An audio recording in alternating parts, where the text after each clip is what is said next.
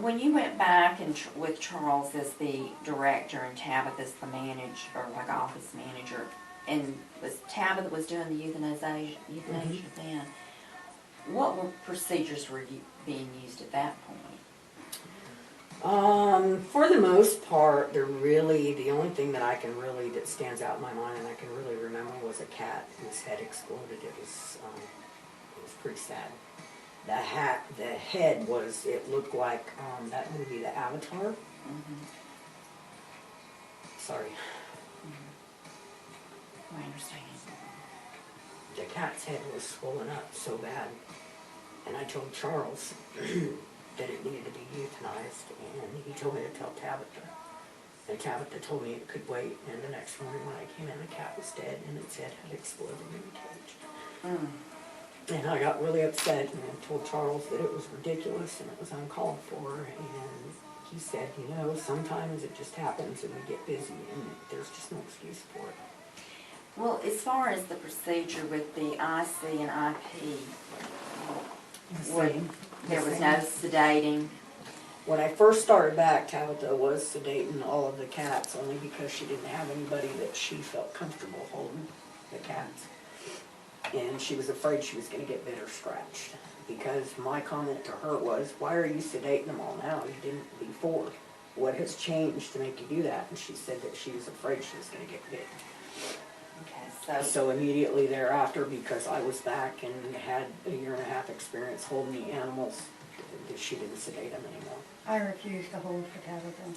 were any of these animals sedated or tranquilized in any other way unless they were vicious? I mean, in other words, if you had a basket full of puppies, were they sedated? No.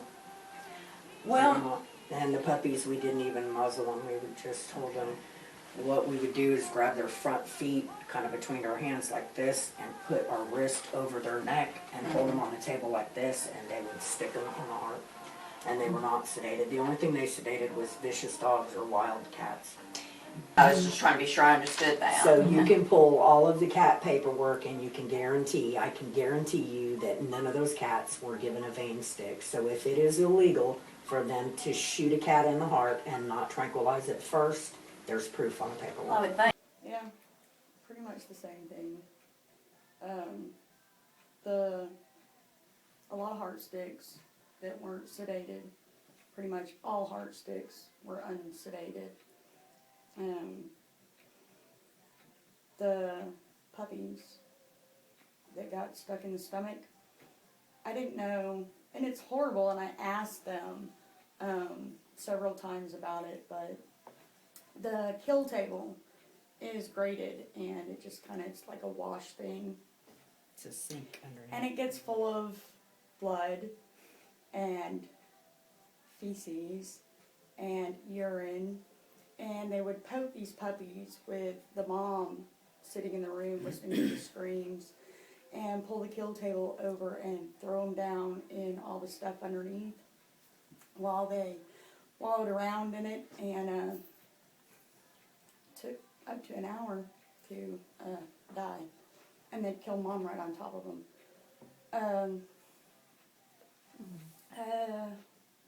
Several times there were bigger dogs that were sedated or euthanized, that were not dead, and they threw them off to the side to die or not. And we recovered several out of orange trash bags that were already on the truck. To go to the dump? Mm-hmm. That had bit through the orange trash bags in with a bunch of dead animals.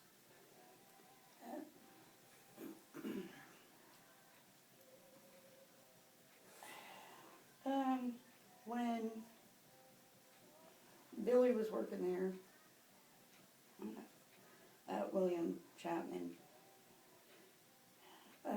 twice he killed them with his hands by beating their heads into the table. A cat. There was a cat that got loose because it wasn't sedated, and they had tried to stick it in the heart. And they had tried several times to stick it in the heart, moving the needle in and out and in various locations. And I don't remember if I was holding this cat. No, I wasn't. It was probably Tabitha, because the cat was slung at my face. And as it jumped for my face, it was grabbed by Billy, who got pissed off and beat its head into the wall until it died. And he did that with a smaller dog, too. He beat his head against the kill table because he snapped at him. Who all saw that? Any other witnesses to that? Yes, I wasn't holding, so it would have been Tabitha, Charles, and whatever inmates were working at that time, which I don't know. We went through them like crazy. That was after I first started there. So, yeah. Why did you leave, or were you asked to leave? No, I wasn't asked to leave. I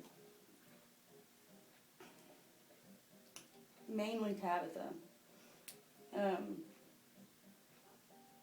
Stuff was out of control. When you say stuff was out of control, Pretty much everything, but basically the way things were handled and how the animals were treated. And once she got into euthanizing, it was worse. She had a little, what was it, puppy killers that she wanted as her PKI. PKI. I'm sorry, what is that? Puppy killers. Puppy Killers Incorporated. That's what she was calling herself? And she wanted a customized tag Tattoo, to say that yeah. and get tattoos and have the Puppy Killers Club. Yeah, she was hell bent on trying to show how She was proud of Tough how she many was. animals she euthanized each week. I heard her tell somebody in the public in the front lobby one day, "Oh, well, I killed 200 animals last week." So I said, "Tell me you just didn't say that to a person who came in front of her." I had already had too many problems dealing with Tabitha when this came about, and oh God, I'm gonna cry. That's okay. That's You can okay. cry. I had It's Go ahead. okay. Please continue. It's okay. I had a dog. It was a Shar-Pei puppy that came in there, and is very aggressive. It was very food aggressive and human aggressive, and Charles had let me take the dog and work with it. And I wasn't allowed to have dogs where I lived. So I was trying to work with it to make it less aggressive and get it to a rescue. And when I left and had decided to leave, I had to put it down. And I begged Charles to be the one to put it down, but she was already trained. So she went back there to put it down. And